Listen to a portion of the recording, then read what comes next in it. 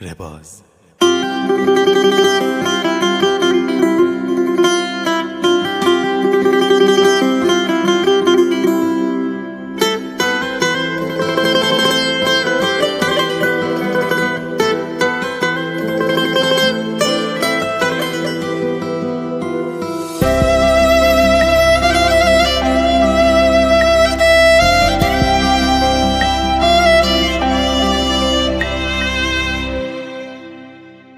همه زندگیمو به تو دادم، نمیری یه لحظه تو از یادم. سوالم واسم بی جواب هنوز، بگو چی شد از چشمت افتادم.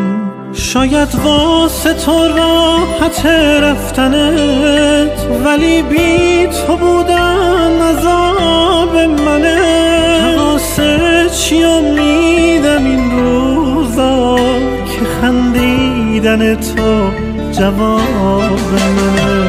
شروع همین رابطه با نگاه، چه رویای خوبی برام ساختی.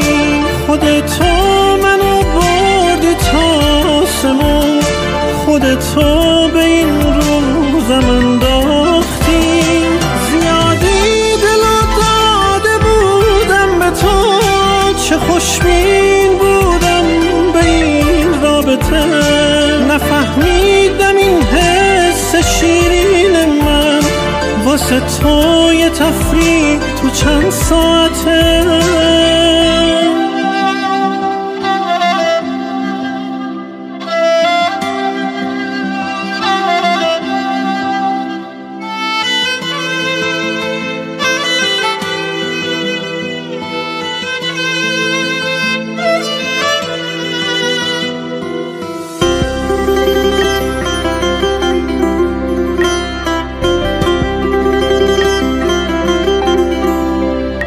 به جای رسیدن به دنیای تو، با دریای حسرت شدم آشنا.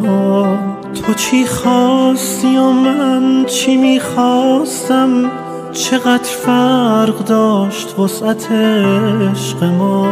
هنوزم به رویای تو راضیم، از این پنجره خیره میشم به تو.